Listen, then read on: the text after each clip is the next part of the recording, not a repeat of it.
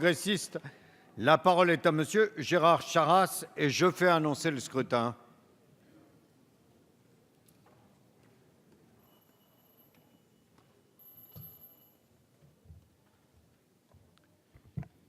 Monsieur le Président, Madame la Ministre, chers collègues, la proposition de loi soumise à nos suffrages paraît à la fois simple et légitime à première vue. Le remboursement automatique des taxes d'aéroport pour un billet d'avion en cas d'annulation du vol. Si le transport par avion s'est très largement démocratisé ces dernières années, et si aujourd'hui il est possible de trouver des billets d'avion pour des montants très raisonnables, les taxes d'aéroport ont connu un mouvement inversement proportionnel. Il ne s'agit pas de condamner ces taxes, ni de critiquer leur légitimité, mais elles se sont accumulées et leur remboursement est devenu complexe. Compte tenu du fait qu'elles peuvent représenter une partie importante du coût total du billet, il serait injuste qu'elles ne soient pas remboursées systématiquement aux consommateurs si le vol a été annulé au même titre que le billet.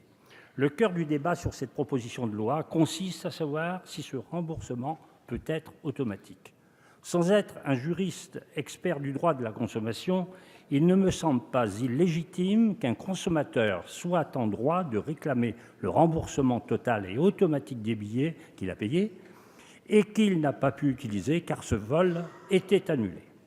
Dans le droit positif, le consommateur doit réclamer ce remboursement par des démarches parfois complexes, notamment pour les billets achetés auprès de certaines agences ou sur Internet. Cela peut représenter des tracas, des désagréments, et il appartient au législateur de lutter contre toutes ces pratiques pénibles, voire abusives, qui peuvent empoisonner la vie quotidienne.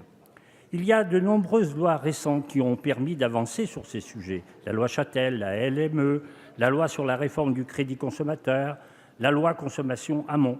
À chaque fois, nous avons adopté des dispositions pour éliminer, réduire et limiter ces pratiques abusives et il y a eu de nombreux succès dans cette lutte. Et après chacune de ces lois, les consommateurs étaient bien mieux protégés.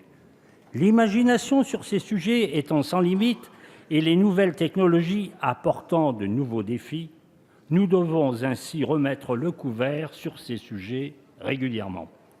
La loi Hamon a permis d'obtenir un remboursement 30 jours maximum à compter du jour de la demande, l'interdiction de frais de remboursement en cas de demande de remboursement en ligne et l'obligation d'accepter toutes les demandes de remboursement, quel que soit le moyen de paiement utilisé.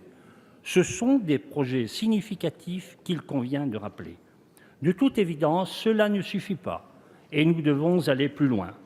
Pour autant, il semblerait également que le remboursement automatique pose des problèmes techniques compte tenu de la multiplicité des possibilités d'achat de billets d'avion par une compagnie, par une agence de voyage à un particulier ou à un tour opérateur, qu'il soit à l'étranger ou en France. Il semblerait qu'un remboursement automatique pourrait aussi créer une concurrence déloyale entre les vendeurs de billets d'avion. En l'état, cette proposition de loi pose ainsi des soucis techniques et économiques qu'il faudrait lever et qui nous contraint à ne pas la voter. Madame la ministre, nous avons entendu vos arguments pour rejeter cette proposition de loi et nous vous faisons confiance. Mais, comme le dit la maxime de l'inspection de la Banque de France, la confiance n'exclut pas le contrôle.